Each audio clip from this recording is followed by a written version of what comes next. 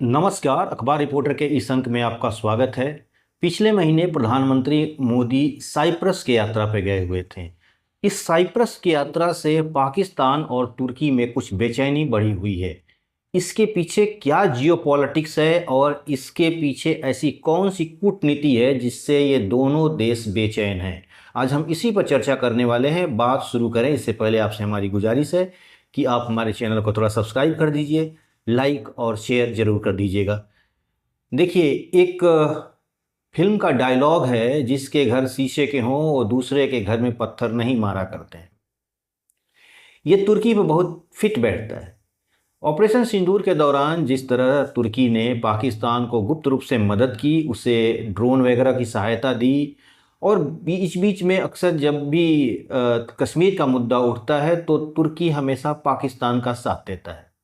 इसके पीछे उसका अपना मुस्लिम ब्रदरहुड है और उसके पीछे उसकी अपनी एक ओटोमन्स जब वाली अभी मानसिकता है, यानी वो अभी भी खलीफा वाला दौर में जीना चाहता है। अब इसके पीछे क्या वजह है? इसके पीछे एक गंभीर बात यह है कि साइप्रस के जाने से ये दोनों देश परेशान क्यों हैं। इसकी वजह है, पाकिस्तान का तो अभी अलग कर दीजिए, पाकिस्तान तो चूंकि तुर्की परेशान है इसलिए पाकिस्तान भी परेशान है। साइप्रस की थोड़ी सी हमें बैकग्राउंड जानना होगा कि साइप्रस के जाने से तुर्की क्यों परेशान है। साइप्रस ऑटोमन्स का एक हिस्सा था जो बाद में ब्रिटिश के अधीन आ गया, और ब्रिटेन से वह 1960 में आज़ाद हुआ। साइप्रस में दो तरह की कम्युनिटी रहती थी। ऐसे तो कई कम्युनिटियाँ रहती थी, लेकिन दो प्रमुख कम्युनिटी थी, और एक ईसाई और दूसरा मुस्लिम, यानी सुन्नी मुस्लिम। अब जब साइप्रस 1960 में आज़ाद हुआ तो उसका एक संविधान बना जिसमें सभी को बराबर बराबर हिस्सेदारी दी गई, यानी जो मुस्लिम थे उनको भी बराबर हिस्सेदारी दी गई, और जो ग्रीक थे उनको, यानी ग्रीक ईसाई, उनको भी बराबर की संविधान में अधिकार दिया गया, यानी सत्ता की भागीदारी बराबर की दी गई। इससे ग्रीक थोड़ा नाराज थे, क्योंकि वो जो थे तुर्की मूल के जो मुस्लिम थे वो अल्पसंख्यक थे, यानी उनकी आबादी करीब 36% थी।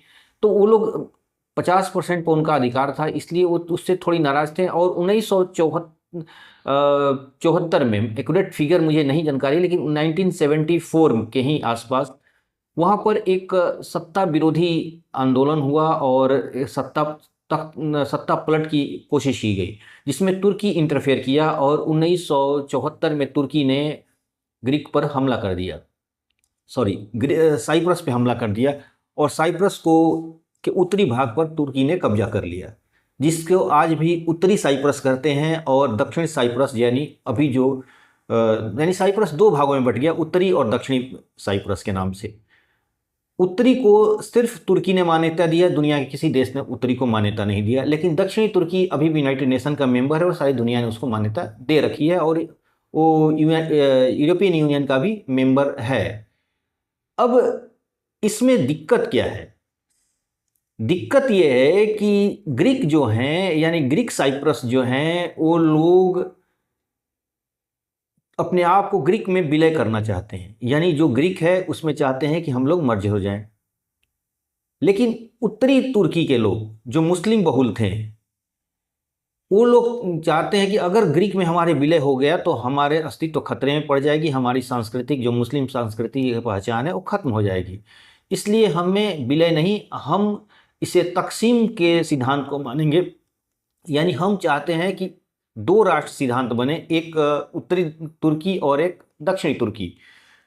उत्तरी तुर्की पर अभी भी कंट्रोल तुर्की का है, माने उत्तरी तुर्की नहीं है, उत्तरी तुर्की साइप्रस है, यानी तुर्की मूल के लोग हैं और साइप्रस में रहते हैं। उत्तरी साइप्रस और दक्षिणी साइप्रस, ये चीज़ समझ लीजिएगा थोड़ा सा। और दक्षिण में ईसाई और कई तरह के अल्पसंख्यक लोग रहते हैं।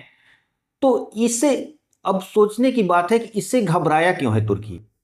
जाहिर सी बात है, मैंने बताया कि पहले कि जिसके घर शीशे के हों दूसरे घर में पत्थर नहीं मारा करते। अब कश्मीर मुद्दे पे आप अगर इंटरफेयर करोगे तो जाहिर सी बात है हम साइप्रस मुद्दे पर, उत्तरी साइप्रस में हम भी इंटरफेयर करेंगे। यानी दक्षिणी साइप्रस, जब उत्तरी साइप्रस में हम इंटरफेयर करेंगे तो इसका मतलब दक्षिणी साइप्रस उसे अपने जो टुकड़े जो अलग हो चुका है उससे लेने की कोशिश करेगा। और इसके पीछे और एक बात और भी थी, इसके पीछे यही बात एक वजह नहीं थी। साइप्रस में जाने का वजह एक और मुद्दा को उभारना था, जिसे भारत ने लगभग एक तरह से न्यूट्रल रवैया अपनाया हुआ था। वो था अर्मीनियाई नरसंहार। अर्मीनियाई जेनोसाइड हुआ था जब ओटोमन्स की जमाना था, जब यंग तुर्की का एक आंदोलन चला था वहाँ पर तुर्की में। तो उस समय एक आंदोलन हुआ था और उस समय हुआ क्या था कि आर्मेनियाई जो ईसाई मूल के लोग थे जो तुर्की में रहते थे, उनके ऊपर आरोप लगाया गया कि ये लोग रूस की मदद किए थे, फर्स्ट वर्ल्ड वॉर में रूस की मदद किए थे। और ये आरोप लगाकर और इनके काफ़ी जेनोसाइड हुआ। करीब बोला जाता है, ऐसे तो तुर्की इसको बहुत कम आंकड़ा हज़ारों में कहता है, लेकिन आर्मेनियाई और दुनिया के अलग अलग देश जैसे फ्रांस हुए, अमेरिका हुए, इन लोग देशों ने बोला कि करीब 6 से 7 लाख लोगों को हत्याएं की गई, मारी गई, उन्हें जेनोसाइड किया गया। यहाँ तक कि उन्हें भूखे छोड़ दिया गया। आर्मेनियाई लोगों को सीरिया में भूखे छोड़ दिया गया, जहाँ पर ये लोगों को कुर्दों ने मारा, उनके बच्चों के साथ, उनकी औरतों के साथ बलात्कार हुआ। और इतना ही नहीं, उनके साथ जो इतना तो हुआ ही, उनके अंगों को निकालकर, उनके बॉडी पार्ट्स को निकालकर बेचा भी गया। इतने तरह की, अभी तक हम लोग जो जेनोसाइड की नाम लेते हैं तो हम हिटलर का और यहूदियों का ही नाम जानते हैं, लेकिन कभी भी किसी ने तुर्की और आर्मेनियाई को के बारे में चर्चा ही नहीं हुआ, क्योंकि इस मुद्दे को कभी आज तक कभी इसके पॉलिटिकली इसको लिया नहीं गया, क्योंकि आर्मेनियाई एक छोटा सा देश है, वहाँ पर उतना कोई ध्यान नहीं जाता है। तो इसलिए तो अब जब भारत के ऊपर अगर तुर्की इंटरफेयर करेगा, भारत के आंतरिक मामले में अगर इंटरफेयर करेगा, पाकिस्तान के कंधे पर बंदूक रख के भारत के ऊपर चलाएगा, तो जाहिर सी बात है कि भारत भी इन जो सेंसिटिव मुद्दों को छोड़ेगा, उनको भी छोड़ेगा नहीं, उनको भी उठाएगा। और भारत अभी फिलहाल भारत इस आर्मेनियाई नरसंहार पर न्यूट्रल रवैया अपनाया है, यानी ना तुर्की का साथ देता है, ना दुनिया का साथ देता है, आर्मेनिया के साथ देता है, इसके लिए वो न्यूट्रल है। लेकिन भारत को अब खुल के आर्मेनिया के साथ आना चाहिए और ये बात बोलना चाहिए कि आपके साथ जो नरसंहार हुआ उससे तुर्की माफ़ी मांगे। तुर्की माफ़ी इसलिए नहीं मांगता है कि तुर्की को मुआवजा देने पड़ेगा, कब 6 से 7 लाख लोगों का नरसंहार हुआ तो उसके एक भारी भरकम उसे पैसा उन्हें पे करना पड़ेगा कंपनसेट के ग्राउंड पर। तो इसलिए अभी तक उस बात को स्वीकार नहीं, बोलता है कि कुछ लोग कुछ हजारों की हत्याएं हुई थी, हत्याएं भी नहीं मानता है, और ये कह देता है कि भूख और गरीबी और बीमारी से लोग ही मौत हो गई थी। लेकिन सच्चाई यही था कि उन्हें देश निकाला दिया गया था, उन्हें सीरिया जाने के लिए बोल दिया गया था, और रास्ते में जो रेगिस्तान था और इसमें बहुत सारे लोग, ये बात सही है कि भूख प्यास से ही मरे, लेकिन उनके साथ जो कुर्द लोग थे तो बॉर्डर के एरिया में रहते थे, उनके बच्चों को, उनकी औरतों को अपहरण कर लिया गया, उन्हें जबरदस्ती इस्लाम कबूल करवाया गया और उनके साथ बलात्कार हुआ। जो लोग मर्द थे, यंग थे, उनकी हत्याएं कर दी गई। यहाँ हत्याएं नहीं की गई, उनके अंगों को, उनके किडनी वगैरह, उनके हार्ट वगैरह को निकाल कर बेचा गया इंटरनेशनल मार्केट में। इतने तक मतलब जेनोसाइड हुआ था।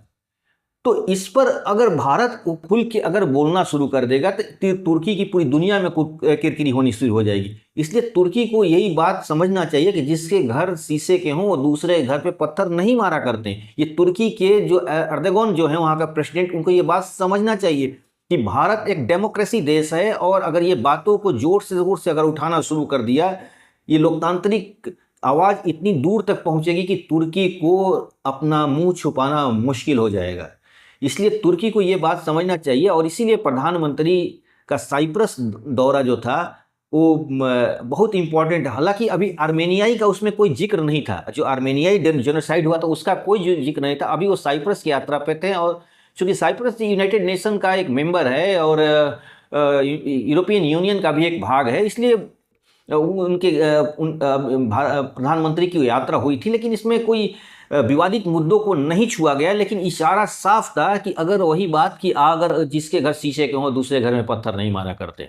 ये तुर्की को समझना चाहिए कि अगर आप इन सब चीज़ों को नहीं ध्यान दीजिएगा, अगर भारत के मामलों में हस्तक्षेप करिएगा, पाकिस्तान के कंधे पर बंदूक रखिएगा, पाकिस्तान को हमेशा एक तरह से मनोवैज्ञानिक ताकत दीजिएगा, तो भारत भी चुप नहीं रहेगा, और आर्मेनियाई मुद्दे को और साइप्रस मुद्दे को भारत भी दुनिया के अलग अलग मंचों पर उठाना शुरू कर देगा। और ये बातें तुर्की को अभी नहीं समझ में आ रही है, लेकिन तुर्की बहुत जल्दी ये बातें समझ जाएगा।